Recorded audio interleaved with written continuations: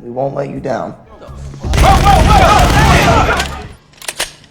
Want to try? In 2005, David Packouz was a 22-year-old man living in Miami who was a licensed massage therapist. Still, he was tired of earning a living by providing massages to wealthy older men. He dropped out of college after just one semester, became estranged from his parents, and was either fired or quit 6 jobs. So his choices were limited. His attempt to invest his life savings in high-quality bed sheets to resell to retirement homes also failed because the owners didn't prioritize the well-being of the elderly residents. One day, while attending a funeral, he reconnects with Efraim Diveroli, his childhood best friend, whom he hadn't seen in years. Efraim lived in LA with his uncle and worked in the arms dealing business. However, his uncle had stolen money. So Efraim left LA and started his own business called AEI in Miami. While spending time together, they stopped to buy some marijuana, but Efraim was ripped off by some thugs near his dealer's house. In retaliation, he pulled out a machine gun from his car trunk. He fired it into the air, frightening everyone away. This action left a strong impression on David, who was tired of being mistreated and admired those who stood up for themselves. The next day, David visited Efraim at his office. He gained further respect for him when he witnessed Efraim posing as an arms dealer to gather intelligence on the contracts his competitors were vying for. Efraim didn't just sell guns online, he also supplied them to the government, and the profits were substantial. As they were friends, Efraim decided to show David how the business operated. The government had a public website listing all military contracts available for bidding. Efraim focused on the overlooked small contracts other companies ignored, knowing that even the most minor Pentagon contract was worth millions. After having lunch with Efraim, David returned home to discover his wife was pregnant. This news made him anxious, as he didn't think he could provide for a child. So when he met Efraim again, Efraim offered him a job. Initially, David is reluctant to get involved in the idea as he and Iz oppose the war. They even attend rallies and sign petitions. However, Efraim persuades him to change his mind, convincing him that this wouldn't make him pro-war, so David agrees. What he tells Iz, though, is that they'll be supplying sheets to the army, not weapons, so she fully supports him. David spends the next 6 weeks learning about the arms dealing business, searching the government's page for overlooked deals, and communicating with weapon manufacturers from Eastern Europe. They refer to people like them as war dogs, bottom feeders who profit from war without ever setting foot on the battlefield. Efraim has a silent partner, Ralph Slutsky, a local businessman and owner of 14 dry cleaners across Miami. He provides them with funding in exchange for 25% of the company, or at least what he believes is 25%. Ralph is also misled about the actual profits they are making and their intentions. He thinks Efraim, like himself, is an observant Jewish person who wants to protect Israel, so they don't disclose to him that they sell to every side of the war equally. As time goes by, David becomes more adept at the business. He even managed to contact Henry Girard, the biggest supplier to both sides of the conflict for the last 20 years. After an unsuccessful night at a bar where Efraim gets punched for hitting on the wrong girl, they go to a diner where they receive a call confirming that they secured the Beretta deal, which involves providing several thousand Beretta pistols to the Iraqi police in Baghdad. A few days later, David and Iz get the first look at their baby through an ultrasound and find out it's a girl. However, their private moment is interrupted when David receives a call from Captain Philip Santos, who is concerned about new legislation that bans all arms shipments to Iraq from Italy, where the Beretta pistols are manufactured. David is unaware of this new law, but this is a significant deal, so he falsely assures Santos that they have everything under control. Thankfully, Efraim comes up with an idea to resolve the issue. They will ship the pistols from Italy to Jordan, a country they have no problems with, and from there they can send them to Iraq. Later that night, David and Iz host a dinner party, at which some of Iz's friends warn David to be cautious about Efraim, as he is the one who embezzles money from his uncle, not the other way around. Coincidentally, Efraim enters the apartment at that moment, feeling jealous because he wasn't invited. David converses with him privately, and after explaining that it's Iz's party with her friends and not his, Efraim informs him urgently that Jordanian customs have seized their guns. Captain Santos is aware of this too, and he calls them to demand an explanation, threatening to blacklist their company if they don't deliver, effectively canceling their contract. Therefore, they need to find a solution as soon as possible. Their conversation is overheard by Iz, who panics when she finally learns her husband is involved in the arms trade and tells him she feels she can't trust him anymore. Unfortunately, David doesn't have time to resolve things with her because he and Efraim need to travel to Jordan immediately. Upon arrival, they receive no assistance from the embassy as their flying permit has expired. So after bribing the locals to release their cargo, they enlist the services of a driver named Marlborough, reputed to be the best smuggler in the country, to transport them to Iraq so they can deliver the guns themselves. David is concerned about the safety of such a trip. Still, Efraim reassures him that it will be quick and they'll arrive by morning, so there's nothing to worry about. In the middle of the night, they reach the Iraqi border and the patrols stop them. However, Marlborough easily bribes them with cigarettes, claiming that's also the cargo they're delivering, allowing them to cross without any issues. Subsequently, David and Efraim fall asleep, and when they wake up in the morning, they find the truck has come to a halt in front of an abandoned gas station. While Marlborough refills the gas can and Efraim takes a break, David receives a call from Iz, who tells him she has realized his immense pressure and why he's taken this job. She wants him to promise he'll never lie to her again, which he agrees to while still informing her he's at the hotel. Suddenly, he needs to end the call because he sees a group of armed insurgents approaching them, so David warns Efraim, and he promptly returns to the truck, starting it with the remaining drops of gas. But they won't last long. There's no time to stop and wait for Marlborough, so they make him run after them until he reaches the truck and refills the tank as they move. The insurgents begin shooting at them, and for a moment, the trio believes they won't survive. Fortunately, they are rescued by the sudden arrival of the American army, who scare the insurgents away. They successfully make it to the military base, impressing Captain Santos by surviving the Triangle of Death. After taking some selfies with the cargo, they receive payment.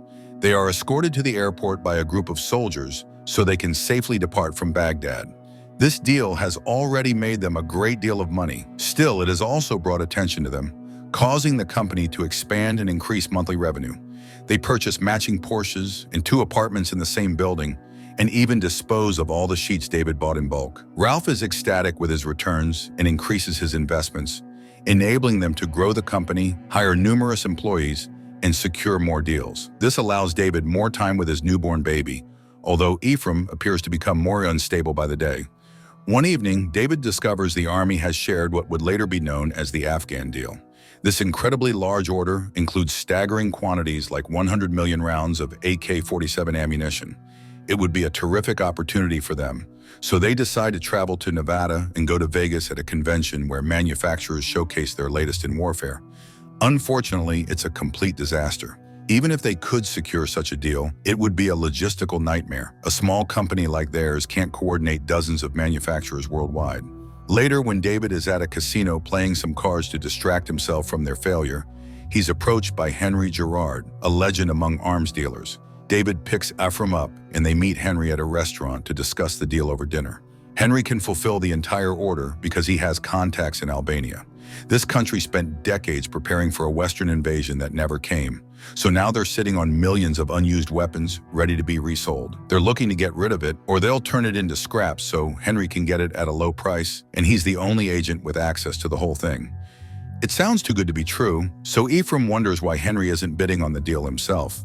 Henry confesses he's barred from doing any business with the US government because he's on a terror watch list. This worries David, who doesn't want to work with such a person. Still, Efraim points out to him this is precisely the kind of people they've been buying from and selling guns to all along, so they end up accepting the deal.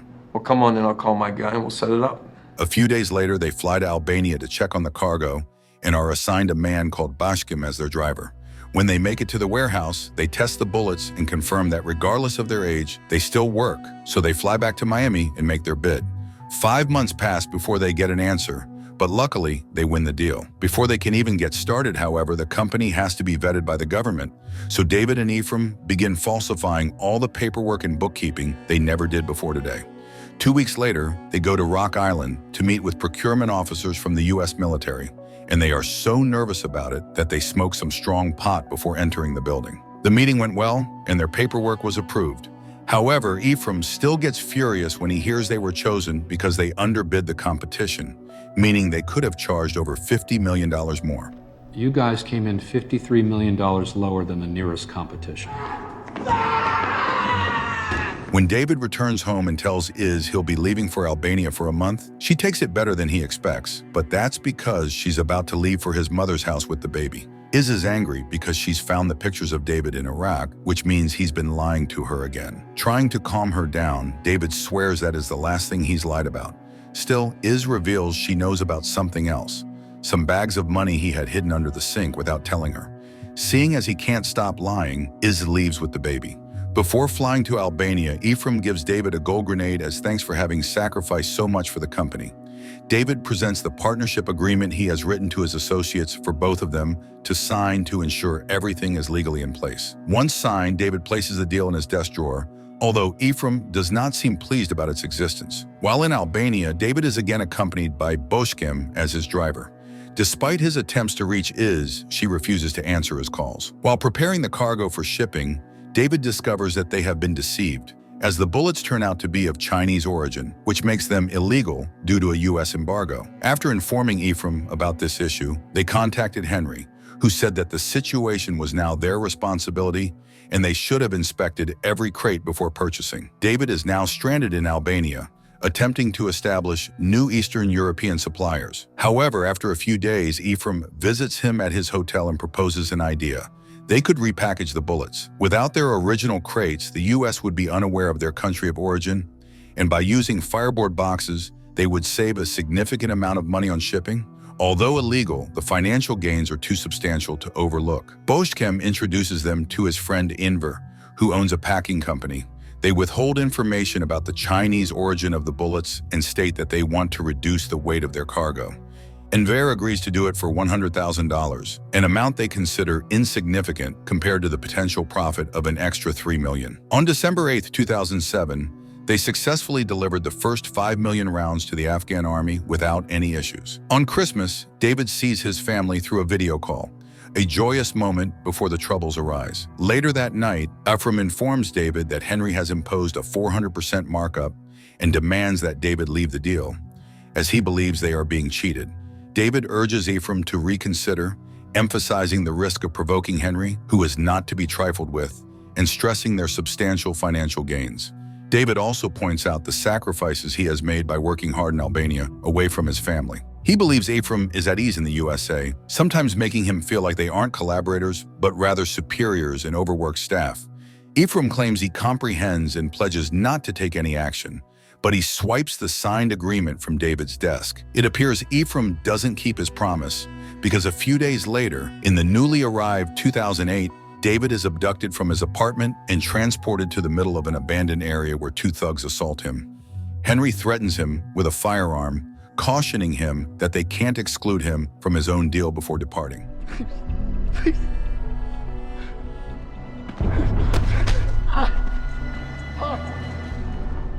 Now fearful, David decides to return to Miami, so he goes to the warehouse to collect his belongings. Enver informs him he's never been compensated and that he knows why they want to repackage the ammunition. He's also furious because Efraim hasn't answered the phone. David pledges to transfer the funds to him upon his arrival in the U.S. and that he'll return in a week. However, just as he's getting into a taxi, he's approached by Boshkem's wife, who informs him her husband has vanished. No one has heard from Boshkem since then, and his body has never been located. This convinces David that he's never going back to Albania. The first thing he does when he reaches Miami is to meet Iz and divulge every illicit activity he's engaged in for the company.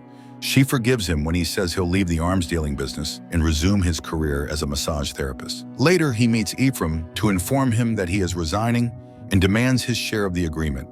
Efraim feels betrayed and declines to compensate him, even after David warns him that he'll send a lawyer if he doesn't receive his money within 2 weeks. Nonetheless, Efraim isn't concerned because he's destroyed the sole copy of their signed agreement.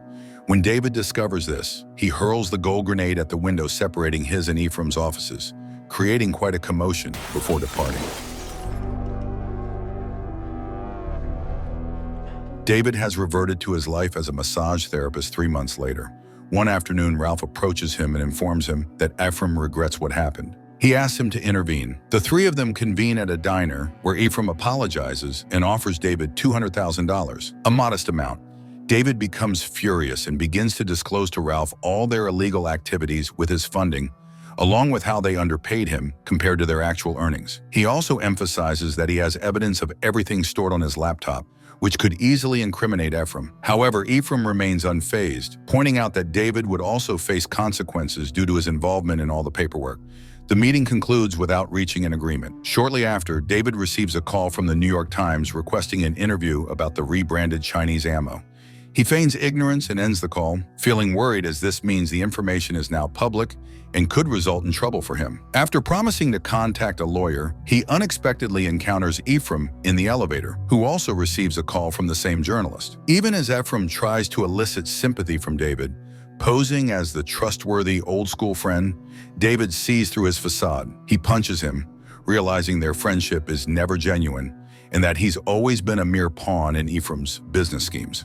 As the elevator doors open on the ground floor, they find themselves surrounded by the FBI, who promptly place them under arrest. Despite all the illegal activities and lies told to the government, their downfall was not compensating Enver, who reported them to the Pentagon. This triggered a comprehensive investigation that apprehended Ralph at one of his various stores during daylight, leading him to promptly make a deal out of fear. That meeting with them was all part of his plan, as he wore a wire to record their confessions of their crimes. Efraim is charged with over 70 federal offenses and sentenced to 4 years in prison, while David pleads guilty and receives a 7-month house arrest sentence. Also in 2022, AEI will be able to pursue federal contracts once again. After 7 months of house arrest, David returns to work as a massage therapist. He is taken aback to find Henry as his next client. Feeling apprehensive, Henry assures him that he means no harm and says that if he wanted David gone, he could have already made it happen. Henry apologizes for Albania, citing misinformation, and expresses his gratitude for not including his name in the testimony. David has several inquiries for Henry. He's curious whether their meeting at the blackjack table was a coincidence and wants to know what happened to Bashkim. Instead of responding, Henry offers him a suitcase filled with money in exchange for not asking any further questions. No more questions.